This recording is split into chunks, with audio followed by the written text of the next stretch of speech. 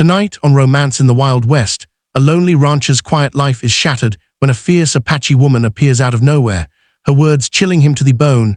"I'll make you lose your mind." She's running from men who would see her dead, and he's the only one standing between her and danger. What begins as fear soon turns into a connection that will change both their lives forever. Before we dive into this unforgettable story, make sure to hit subscribe, share this video, and leave a comment. Now let's get started. The wind howled across the barren plains like a ghost with unfinished business, whipping dust into Ethan Cole's weathered face as he rode alone through the storm. Every muscle in his body was tense, every sense alert. The ranch he called home lay miles behind him, silent and empty, untouched by laughter or human presence for years. He had long grown accustomed to solitude, to the biting loneliness that crept into the bones when no one else walked the land. Yet tonight, the storm carried a presence, a ripple of danger that made his horse skittish, as if even the animal sensed what was coming.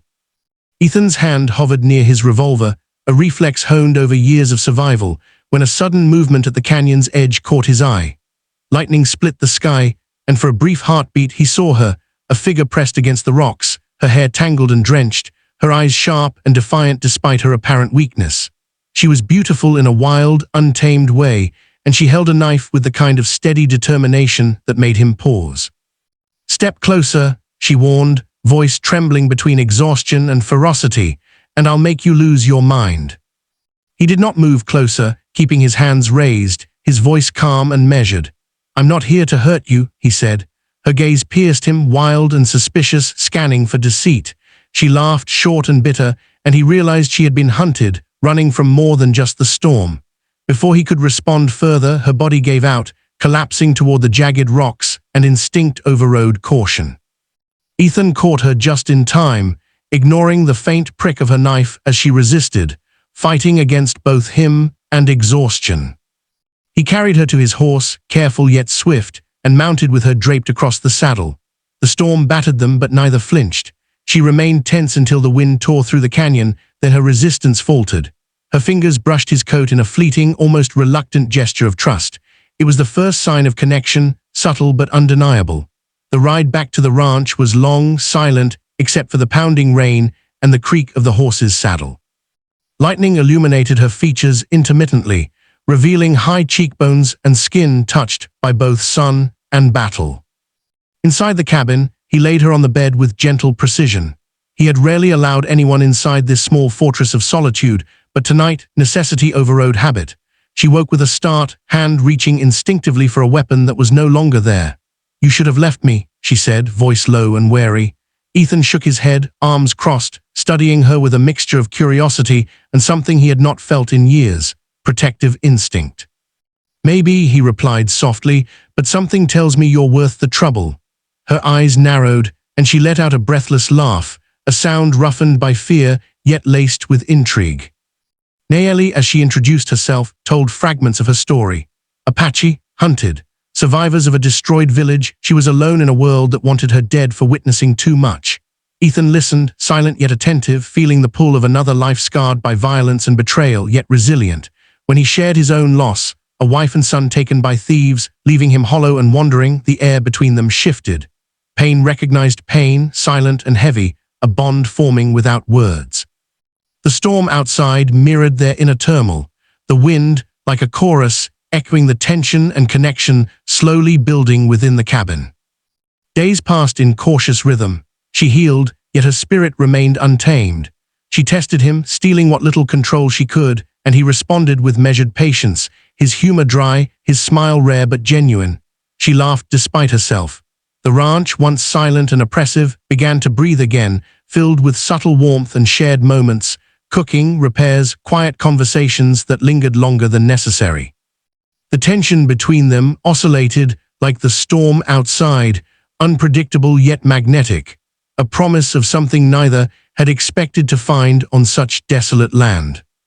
One evening, as the sun sank behind distant mesas, she stood outside the cabin, staring at the horizon with guarded vulnerability. "You shouldn't keep me here," she said, voice trembling. "They will come for me." Ethan stepped closer, unafraid, his presence calm and deliberate. "Let them try," he replied. Her gaze locked onto his, fire tempered with fear. "Do not be foolish. I'm not worth dying for, she whispered, almost pleading. And you think otherwise? He asked, voice steady, almost teasing. Her breath caught, her heart betraying her words, and for the first time, a crack appeared in her relentless armor. Their connection deepened with each passing day, subtle gestures replacing words where language failed. She learned to trust him incrementally. He learned to open himself to her vitality, her spirit, her untamed essence. Together, they shared silence, laughter, and moments of unspoken understanding, each aware that their bond was defying both logic and fear. The once lonely rancher began to feel alive, and the fierce Apache woman began to feel safe, a paradox neither could have imagined before their paths collided in the canyon that stormy night. The first sign of danger returned, abruptly distant hooves, muffled yet distinct over the earth, carrying intent and malice. Nayeli's body stiffened, knife in hand, eyes sharp as a hawk. Ethan grabbed his rifle and moved beside her. "Let me go," she whispered, almost silently. "Save yourself." He shook his head. "Not a chance." The sound of men grew nearer, 5 figures emerging from the shadows, armed and confident. Their leader, sneering, spoke with cold calculation, demanding the Apache woman who had survived everything until now. But Ethan and Nayeli were ready, a storm unto themselves, forged through shared survival and unspoken trust. Gunfire erupted, lightning illuminating their desperate struggle. Ethan's aim was precise, his resolve absolute, a man who had faced loss and refused to surrender. Nayeli fought with unbridled fury, every strike measured, every dodge a testament to her skill and resilience. Together, they became an unstoppable force, a convergence of 2 broken yet fierce spirits. When the dust settled, the attackers were defeated, either fleeing or incapacitated. And silence returned to the plains once more, heavy but not oppressive, charged with the weight of survival and the thrill of newfound connection. She knelt beside him, checking his scraped arm, voice softening despite the lingering adrenaline. "You're bleeding," she said, concern etching her features. "It's just a scratch," he replied, brushing it off. Her eyes softened, searching his, questioning the depth of his risk, and he answered without words. His willingness to protect her at any cost spoke louder than bullets or blood. In that moment, a fragile truce formed between their hearts, tempered by the fire of danger survived, and by the subtle, undeniable truth that something profound had begun between them, an awakening neither had anticipated. Night fell over the ranch, quiet yet alive with tension and possibility. They sat by the fire, exchanging stories and glances, learning each other's rhythms and boundaries. Ethan realized that he had found someone who could challenge his solitude without breaking him, someone whose fierceness mirrored his own hidden strength. Nayeli discovered the rare luxury of trust, of laughter unburdened by immediate threat, and perhaps, for the first time, she allowed herself to imagine a life where she did not have to run. The land around them seemed to hold its breath, as if the Wild West itself acknowledged the extraordinary bond forming within its harsh, unyielding expanse. And as the fire crackled and the night deepened, Ethan thought he heard the faintest whisper of destiny carried on the desert wind. The storm that had brought Nayeli to him had passed, but it left in its wake a promise of change, of connection, of a future neither had dared to hope for until now. 2 broken souls, forged in pain and survival, had collided in a world that demanded solitude, and in that collision they found something neither expected, the possibility of home, of heart, of life rekindled. The night stretched on, heavy with unspoken words, and both understood that the story between them was only beginning, and the next chapter would test the very limits of courage, trust, and love. The dawn broke slowly over the desert, the sky painted in streaks of gold and crimson, and with it came a fragile calm. Ethan and Nayeli moved quietly around the ranch, repairing fences, tending animals, and fortifying the cabin against any unexpected visitors. Despite the tranquility, neither could ignore the weight of the past few days, the danger that had pursued her, the fire of survival in her eyes, and the growing realization that neither of them could ignore what had begun between them. Their bond was fragile yet undeniable, built on trust, pain, and a shared resilience that neither had felt before. As the sun climbed higher, Nayeli finally broke the silence that had lingered since their morning chores. "I've spent my life running," she said softly, "always looking over my shoulder, never knowing who to trust. But here with you I feel something different, something I thought impossible. Ethan glanced at her, feeling the honesty in her voice, the vulnerability beneath her fierceness. "You don't have to run anymore," he said quietly. "Not here, not with me." Her eyes glistened, reflecting both relief and fear, and he knew that even on this isolated ranch, danger could still find them. The danger arrived sooner than either anticipated. One afternoon, distant hooves stirred the horizon again, and Ethan's instincts sharpened instantly. Nayeli tensed beside him, her hand brushing his as if seeking silent reassurance. 5 riders approached, more determined than the last, the leader's face twisted with greed and obsession. They had come for Nayeli, but this time she would not face them alone. Ethan drew his rifle, and Nayeli's knife glimmered in the sun, both weapons symbols of survival and defiance. Together, they became a single force, ready to protect what they had both come to cherish. The battle erupted with brutal intensity. Ethan fired with unerring precision, each shot a calculated response to the attacker's movements, while Nayeli darted like wind, her agility and skill unmatched. Dust and blood mixed with the desert heat, and for a moment, time itself seemed to pause, focusing only on the struggle between life and death.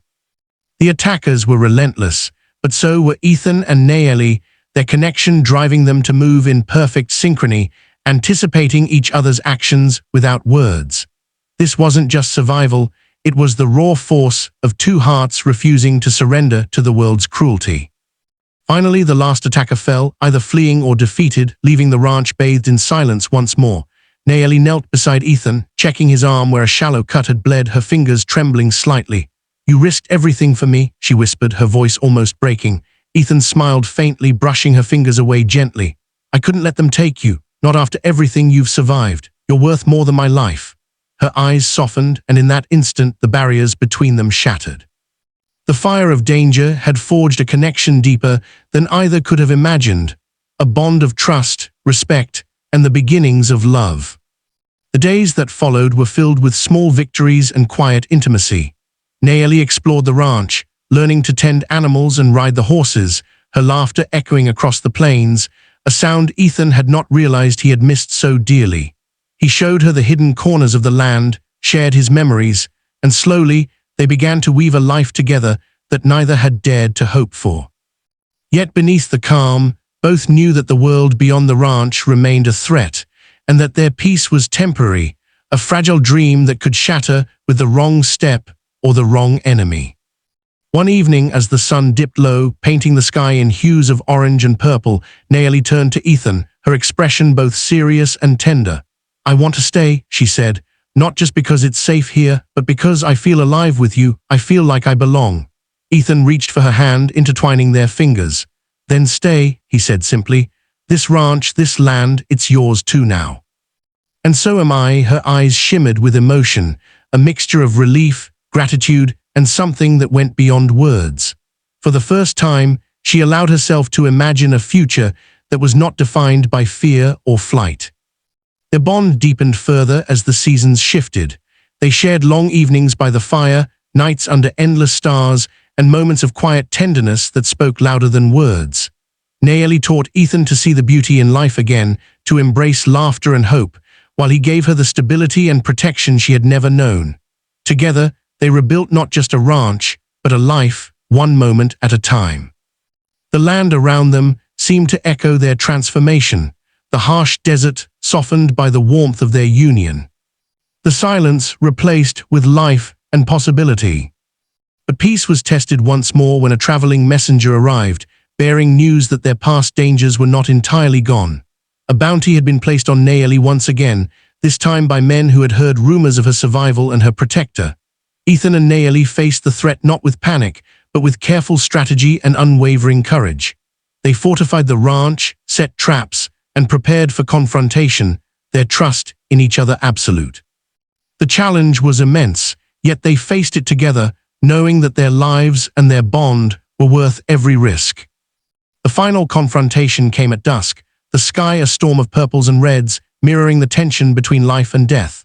The attackers arrived, confident and menacing, but Ethan and Nayeli were ready.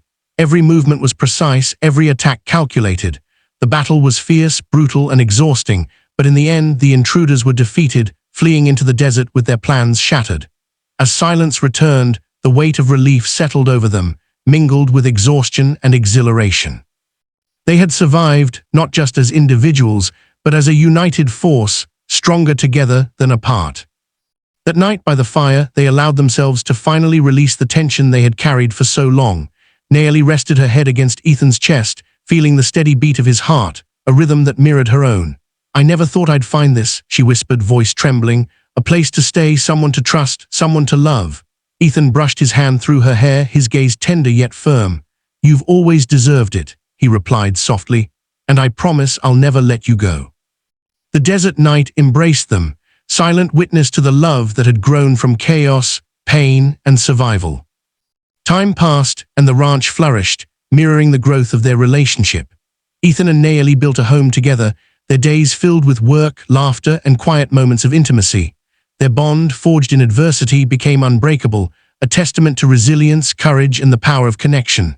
The lonely rancher and the fierce Apache woman, once worlds apart, now shared everything: the land, the life, and the love they had both fought so hard to protect. Together, they discovered that even in the Wild West, where danger lurked and life was uncertain, love could bloom, fierce and unstoppable. And so, under the endless sky of the desert, they finally found what they had both been searching for: each other. A bond that defied fear, healed old wounds, and turned two lonely souls into one. In a land that demanded strength, courage, and survival, Ethan and Naomi proved that love could conquer all, even the harshest storms. The lonely rancher, once broken and lost, had found purpose. The fierce Apache woman, once hunted and afraid, had found safety and belonging. And together, they had found the home their hearts had longed for all along.